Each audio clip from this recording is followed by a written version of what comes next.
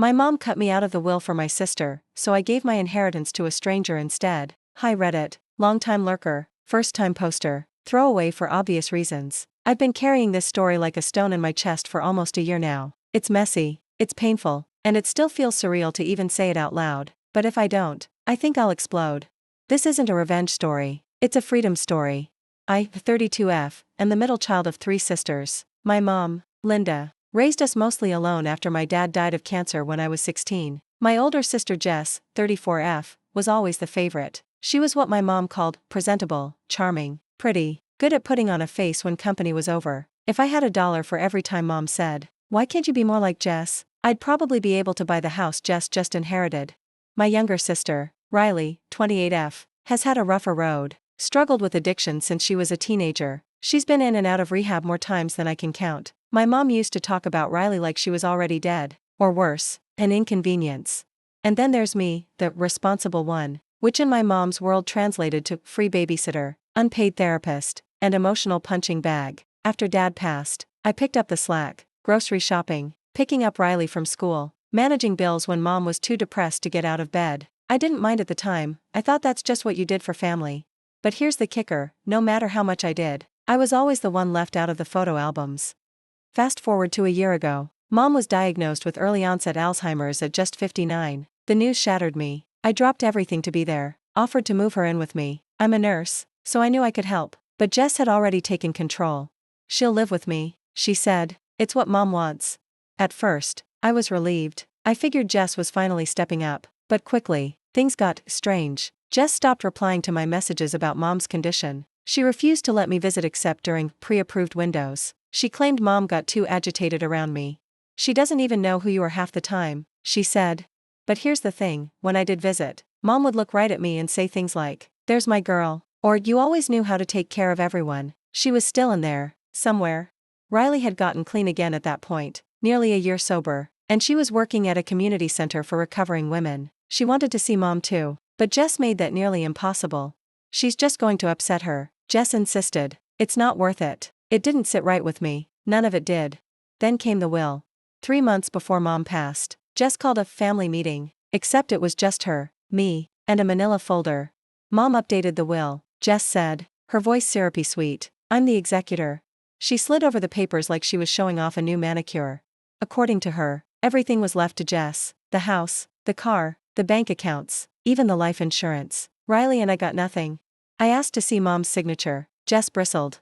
"It's legal, we had a lawyer and everything," she snapped. "Mom said you didn't need anything, you have a good job." And Riley, well, you know. That moment, it felt like my lungs collapsed. I wasn't even angry, just empty. Because Jess was right in one way. I had always taken care of myself, no one else ever did. But that didn't make it right. 2 weeks later, mom passed. It wasn't peaceful. Jess wouldn't let me be there at the end, said it would stress her out. I found out she died from a Facebook post Jess made with a selfie and the caption, "Heaven gained an angel." I nearly threw my phone at the wall.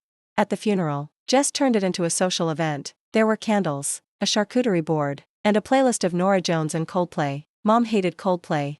Riley and I stood in the back like ghosts. We weren't mentioned in the eulogy. Jess spent most of it talking about how hard caregiving had been for her. Afterward, Jess approached me in the parking lot and handed me a sealed envelope. "She wanted you to have this," she said, her face unreadable. Inside was a handwritten letter. It was dated 3 months before the updated will.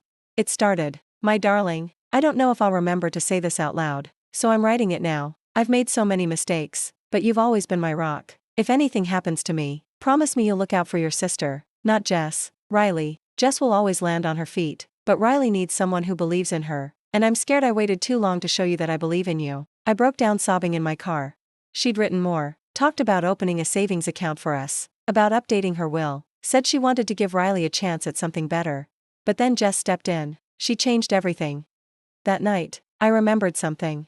Years ago, I helped mom do her taxes. She had an old savings account, one she opened after dad died. She added my name to it, just in case. She never closed it, never mentioned it again. I logged in. There it was, nearly $180,000. I stared at the screen for hours. My hands were shaking. I could have taken it, could have put a down payment on a house, paid off my student loans, started fresh somewhere far away. But instead, I called Riley. She cried when I told her, said, Why me? Over and over, I said. Because you're the only one who never asked for anything, and you're the only one who would have shared it anyway. Together, we used that money to open a transitional housing center for women recovering from addiction. We called it Linda's Light. Jess found out 6 weeks later. She showed up at my apartment banging on the door. You stole from her, she screamed. That was Mom's money. I told her Mom left it for me, in writing, that it wasn't in the will because Jess made sure of that. You could have given me some, she yelled. I laughed. I actually laughed. You told me I wasn't family anymore, I said, so I gave the money to someone who still acts like it. She threatened to sue, but the account was legally mine. Her lawyer must have told her the same thing because I never heard from them again. We haven't spoken since. Sometimes I think about that letter. I wonder if Mom would have really gone through with changing the will, or if she even remembered writing it. I guess I'll never know. But here's what I do know. Family isn't blood. It's the people who show up when things fall apart, the ones who see you when everyone else pretends you're invisible. Riley sees me. The women at Linda's Light see us both. And Jess? She can keep the house. I gave a home to people who actually needed one. And for the first time in my life, I finally feel seen.